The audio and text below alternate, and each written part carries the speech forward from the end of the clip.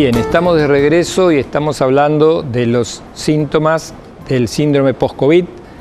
Y bueno, uno se entusiasma y se pone a hablar y habla mucho. Así que esta parte vamos a tratar de ir un poquito más rápido porque así podemos abarcar todo el tema, ¿no es cierto? Les decía que las afectaciones podían ser a nivel pulmonar, el órgano blanco, el más afectado. Pero el corazón no le escapa a esto. Y si hablamos del aparato cardiovascular en sí, tenemos que una persona, después de 2 o 3 meses, puede empezar con problemas cardíacos, que no los tuvo durante la internación o durante la enfermedad. Si vemos esta imagen, van a notar que en el aparato cardiovascular aparecen las arritmias cardíacas, tanto la taquicardia como la bradicardia.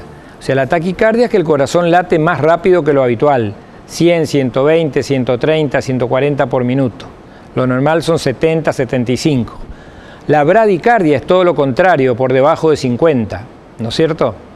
Y también tenemos los bloqueos auriculoventriculares, que son aquellos en los cuales los latidos que se mandan de la parte superior del corazón no llegan a la inferior, entonces algunos latidos se pierden y aparecen hipotensión, desmayos, lipotimias y a veces hasta hay necesidad de colocar un marcapasos artificial, ¿no es cierto? Ni hablar de la hipertensión arterial. La mayoría de los pacientes o ya venían con una hipertensión arterial o empiezan a padecerla. Y también, obviamente, lo más grave sería la miocarditis, que es un proceso inflamatorio, infeccioso del músculo cardíaco, que lesiona el músculo cardíaco, que lo daña y que obviamente va a dejar una secuela que va a ser para toda la vida. Eso es a nivel cardiovascular. Si vamos al nivel neurológico, no le escapa también al síndrome post-COVID. Y acá está quizás el lado más dramático de esto, más difícil, más duro. La depresión, ¿no es cierto? Hay gente que todavía no logra recuperarse, que ha entrado en cuadros depresivos. La ansiedad también de pensar de que ante cualquier síntoma uno puede volver a contagiarse o a padecer la enfermedad. Solamente la gente que pasó por una internación puede saber lo duro que es, lo difícil que es, ¿no es cierto?, estar aislado y alejado de sus seres queridos y de la familia. Puede aparecer ansiedad, como les decía, pueden aparecer picos de estrés, pueden aparecer el famoso TOC, el trastorno obsesivo compulsivo, o sea, el enfocarme en algo y estar todo el día con eso y tratar de dar vueltas sobre lo mismo y hasta que no lo logro, no lo abandono. El trastorno obsesivo compulsivo. Lo que les hablaba hoy de la niebla mental, eso de no acordarse de nada, no acordarse ni uno cómo se llama, si le hicieron la medicación, cómo se llama la persona que lo está tratando, no acordarse que estuvo internado. Y por último, los casos más graves, ya casos en que el cerebro se ha afectado de tal manera y se ha degenerado de tal manera que pueden terminar con casos tipo psiquiátricos, como es el caso de la demencia. Si vamos a otros signos comunes de esos 55, 60 que se hablan, yo le estoy nombrando solamente los más importantes. Los síndromes gripales que empiezan a aparecer en gente que antes no se engripaba a pesar de ponerse la vacuna. En los acúfenos, ¿qué son los acúfenos? Los acúfenos son como pequeños zumbidos en el oído. ¿Vieron cuando se mete un insecto en el oído y zumba, da vuelta, que a alguno le habrá pasado? Bueno, es estar todo el día con eso, es aterrador, ¿no es cierto? Las mialgias, que son los dolores musculares, o sea, estar sentado, no hacer nada, y sin embargo es como venir después de un gran ejercicio, te duele todo el cuerpo. Y ni hablar de las alucinaciones, que uno empieza a imaginarse cosas, a ver figuras, sombras, a tener sensación de que está viendo algo que otra persona no ve, y obviamente el insomnio que aparece. Hay personas que no pueden dormir, entonces ya ve que le quedan pocas horas por dormir y eso hace todavía que se profundice más la ansiedad y menos duerma.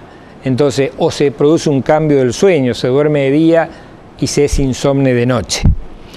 Bueno, ante cualquier aparición de estos síntomas, ¿qué debemos hacer? Rapidito les digo qué debemos hacer. Lo primero, si una persona tuvo COVID y comienza con estos síntomas, es consultar de inmediato a su médico de cabecera. sea cual fuese el síntoma que tiene o el signo. Seguramente va a requerir un control médico y ese médico tiene varios argumentos o varios elementos para mostrarlos y para seguirlos. Una radiografía de tórax, una tomografía de tórax para ver cómo está el pulmón, ver los índices de coagulabilidad, o sea, ustedes saben que el COVID produce trastornos en la coagulación.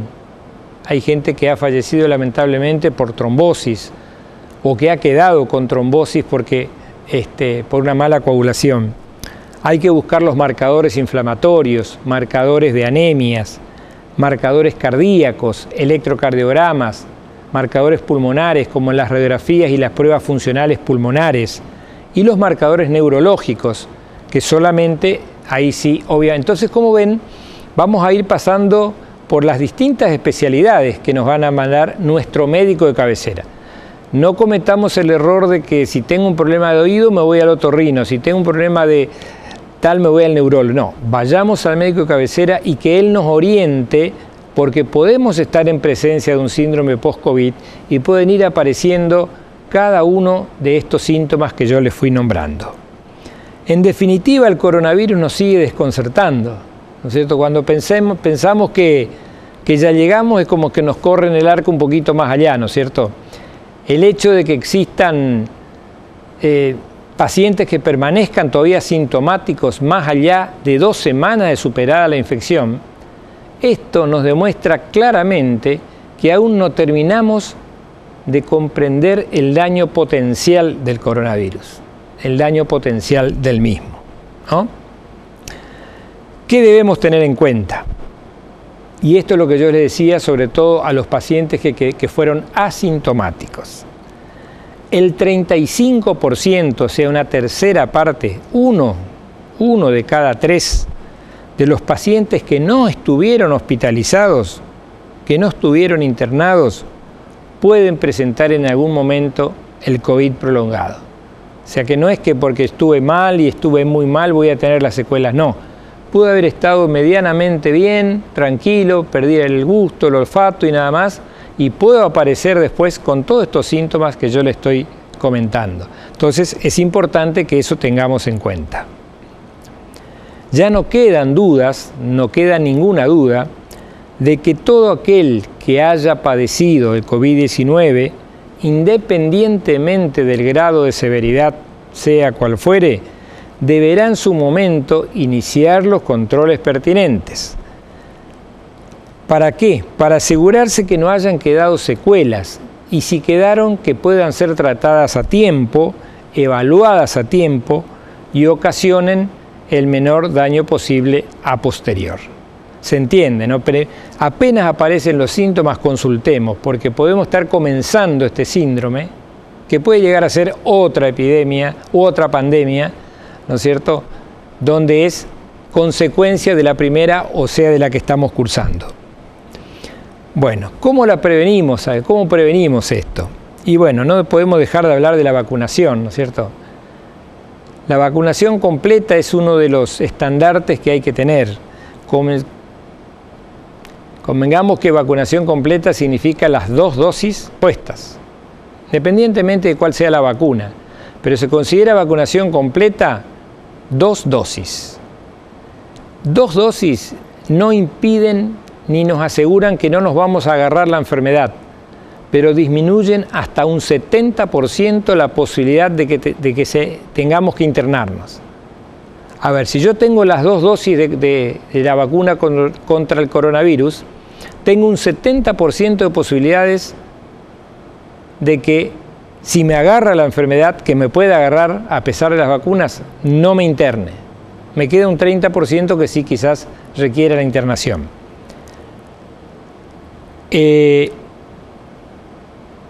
Si por ejemplo yo tengo las 2 dosis de vacuna, lo que sí me disminuye es un 50% las posibilidades de padecer este síndrome del COVID prolongado que estamos hablando.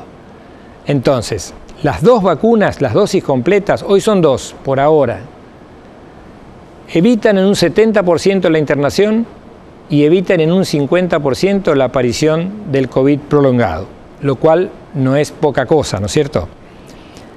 Pero eso no quiere decir que por más que estemos vacunados, no sigamos usando el barbijo o el tapabocas, que sigamos manteniendo el distanciamiento social, que sigamos lavándonos las manos con agua, jabón, alcohol en gel y que no hagamos reuniones innecesarias, en todo caso que sea con el aforo correspondiente. Para tener en cuenta, simplemente para tener en cuenta, no como una norma. Para tener en cuenta los países más avanzados, los que arrancaron hace mucho con la vacunación y que ya han puesto la segunda dosis, ya tienen puesta la atención en una tercera dosis que ya la están aplicando. Israel, por ejemplo. Inclusive Israel ya está pensando en una cuarta dosis. ¿Por qué? Porque no se sabe realmente cuánto tiempo duran los anticuerpos que dejan las vacunas o que deja la enfermedad. Entonces, el hecho de que yo me haya vacunado correctamente, en tiempo y forma con las vacunas, no invalida que no me agarre de nuevo la enfermedad, porque en algún momento mis anticuerpos van a empezar a caer, ya sea los que logré por la vacuna o los que logré por la enfermedad. Y si mis anticuerpos bajan y aparece otra cepa, puedo volver a contagiarme de COVID, o sea, puedo tener COVID nuevamente. Por eso se habla, más que se habla, ya hay países que la están aplicando y hay otros que hasta están pensando en la posibilidad de una cuarta dosis. ¿Por qué? Por la posibilidad de nuevas cepas o nuevas variantes. Bien, hay cosas que sí se saben, que a causa de padecer uno aprende. Lo que se vio es que cuanto más tiempo se espaciaron las primera y segunda dosis, mejoró el nivel de anticuerpos. O sea, el nivel de anticuerpos fue mejor, no en los que se vacunaron y se pusieron la segunda dosis a los 21 días, sino en aquellos que se pusieron a los 2 o 3 meses. Esos tuvieron mayor nivel de anticuerpos. También está demostrado que la tercera dosis aumenta el nivel de anticuerpos, pero ya no es tan duradero. O sea que estamos ante un panorama un poco incierto. Mejoramos, pero seguramente, si hay posibilidad, cada vez que se pueda, habrá que seguir vacunándose, ¿no? Como conclusión, con una dosis de vacuna, con 2 dosis de vacuna, habiendo padecido el COVID, estando vacunado con las 2 dosis y aún habiendo padecido la enfermedad, la consigna es seguir cuidándonos. Tenga una dosis, tenga 2 dosis, tenga 3 dosis, tenga 2 dosis y haya tenido la enfermedad, no tenga ninguna dosis y haya tenido la enfermedad, se pueden volver a contagiar. Por lo tanto, la consigna es seguir cuidándose. Independientemente de la vacunación, el barbijo, el distanciamiento, el lavado de manos y evitar las aglomeraciones. Esas son las cosas que yo les quería contar, porque con esta enfermedad nunca se termina de aprender, lamentablemente, y nunca se termina de conocerla. Esta es la consigna. No crean que porque tengamos 2 dosis de vacunas ya podemos andar caminando libremente por la costanera sin barbijo, o que podemos juntarnos y hacer reuniones. No, hay gente que ya tiene las 2 dosis y se ha contagiado nuevamente y ha tenido que internarse de nuevo. Entonces, la consigna es a seguir cuidándose. Bien, espero que estas pequeñas consideraciones que hicimos de este síndrome COVID prolongado, que mucha gente por ahí no quiere hablar porque no se conoce mucho, pero bueno, algo teníamos que hablar y decir y más que nada poner en alerta, ¿no es cierto? Espero que se haya entendido el porqué de este programa, porque la idea es que hay que seguir cuidándose. No sabemos cuándo va a terminar. No termina ni con las elecciones, ni termina cuando llegue el verano. Seguramente esto seguirá un poquito más. Bien, vamos a tratar de responder algunas preguntitas que nos quedaron. Doctor, le hago una pregunta. Yo me puse las dos vacunas, 2 dosis. Después de la segunda me llené de granos. Hasta el día de hoy me salen. ¿Qué me puede responder a esto? Bueno, evidentemente esa es una reacción atípica a la vacuna. Así como hay gente que hace fiebre, hace dolor de cabeza, hay gente que justo se ha puesto la vacuna y a los 2 días hizo la enfermedad, entonces considera que fue la vacuna, a lo mejor ya venía incubando la enfermedad. La aparición de granos, de pústulas, reacciones alérgicas en la piel, eso se ha demostrado que es un efecto indeseable o un efecto colateral de la vacuna. Una vez que comience a aplacar esto, seguramente eso también va a ir disminuyendo, así que no se haga problema que seguramente van a desaparecer. Lo que no hay que dejar es que esos granos se infecten, ¿no es cierto?, y que tomen otro color. Bien, doctor Riera, soy Celia, la conozco. Hace 10 meses tuve COVID. Hace 10 meses tuve COVID. Todavía no me repongo. Me han quedado secuelas en los pulmones y sobre todo mucho cansancio. Muchas gracias por el programa. Bueno, lo que hablábamos, Celia con haber padecido la enfermedad la superó gracias a Dios, pero todavía padece el cansancio, el agotamiento, la astenia. A lo mejor antes caminaba, ahora no lo puede hacer. A lo mejor ahora le cuesta llegar al baño, le cuesta hacer las tareas del hogar, a lo mejor le cuesta ir a trabajar. Bueno, es una de las consecuencias de este COVID, ¿no? Lamentablemente es así. Y no sabemos cuánto tiempo puede durar. Doctor, buenas noches. Yo tuve COVID hoy hace 40 días. Me vacuné con la segunda dosis de la Sputnik. Soy Marcela, tengo 62 años y el único síntoma que tuve y mantengo es la pérdida del olfato y algo del sabor. Bueno, es lo que le decía.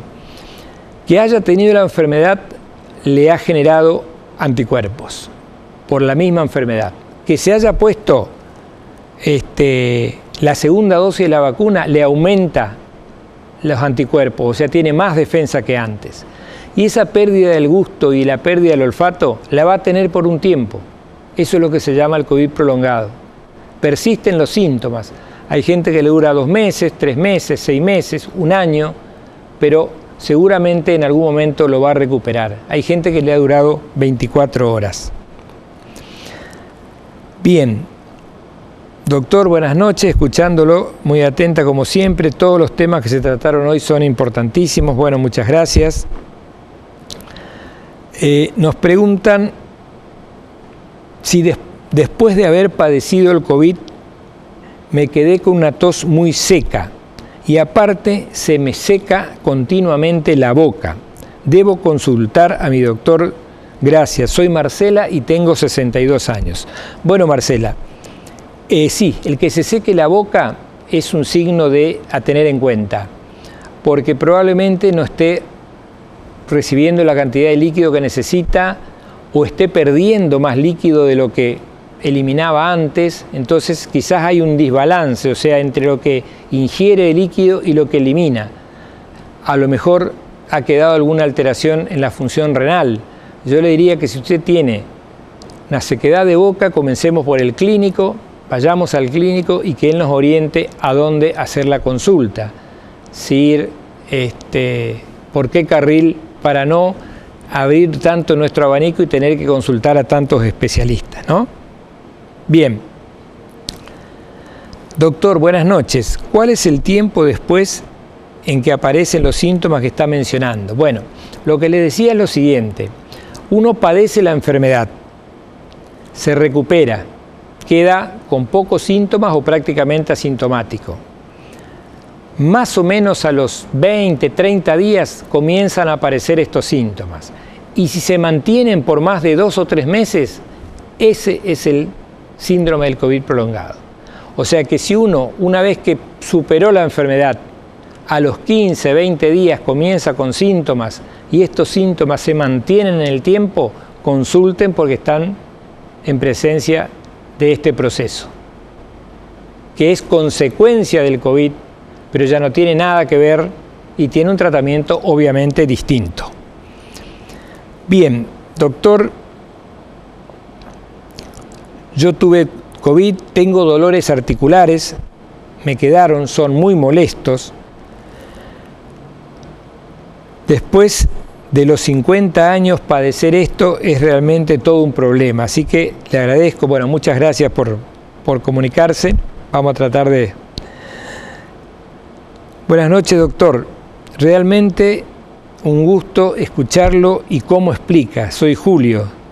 Quisiera saber cómo comunicar. Bueno, Julio, seguramente nos vamos a comunicar después. Le agradezco infinitamente. La idea es comunicar así de una manera clara, tranquila, que se entienda, no tan médicamente, digamos, sino más bien hablando como entre amigos, ¿no? Bien. Buenas noches, doctor. Estuve internado por COVID positivo y recién salí. ¿Cuánto tiempo tengo que esperar para vacunarme? Soy Fabián. Fabián, 21 días y podemos. Ningún problema. En 21 días estamos en condiciones de poner, es más, hay que ponerse la vacuna. ¿Por qué? Porque si usted tuvo la enfermedad desarrolló anticuerpos contra el COVID. Pero si se pone la vacuna va a desarrollar más anticuerpos todavía. ¿Por qué? Porque van a venir otras cepas como la Delta y otra nueva que están hablando ahora y pueden seguir apareciendo, uno nunca sabe cuántas. Como pasó con la gripe A, ¿no es cierto? Que todos los años se va modificando la vacuna porque van cambiando las cepas. Bueno, espero que les haya sido de utilidad. La idea fue darles un panorama de que con el COVID no se termina todo, sino que hay gente que queda secuelada o con problemas inmediatamente después de la enfermedad. Eso es una cosa. Si una persona está internada y durante su internación tiene un ACV, o sea, un accidente cerebrovascular, eso es una complicación o una consecuencia del COVID. Ahora, si 15, 20, 30 días después yo comienzo con problemas y hago un ACV, eso es consecuencia de haber padecido la enfermedad. Entonces tengo que estar atenta a los síntomas, a cualquier síntoma que aparezca. Más aún si tuve COVID. Entonces cuando el médico le diga, no, pero tranquila, esto es así nomás, es una gripe. Doctor, yo tuve COVID. Tengo 1 o 2 dosis de vacuna. ¿Esto puede tratarse de un problema relacionado con esa enfermedad que tuve? Y ahí hay que sentarse a conversar. La idea de este programa fue esto, un programa difícil de hacerlo, difícil de explicarlo, así que si en algo les ha servido, más que agradecido y espero que sí. Recuerden que lo pueden volver a ver el sábado por este mismo canal a las 13 horas. Quiero agradecerles por la participación y que sepan disculpar a veces el tratar de encontrar las palabras adecuadas, porque me pongo en el lugar de la persona que ha tenido COVID y que está mirando el programa y recordar todas estas cosas no le habrá sido muy grato. Pero bueno, hay que hablarlas justamente para comprender, para entender ante qué situación estamos. Así que yo les agradezco infinitamente la participación de ustedes, que se hayan animado a escribir y bueno, y que sigamos comunicándonos como todos los martes desde hace ya 10 años. Así que les deseo una buena semana y Dios mediante nos estaremos viendo el martes próximo puntualmente a las 9:05 de la noche. Que tengan una muy buena semana y muchas gracias.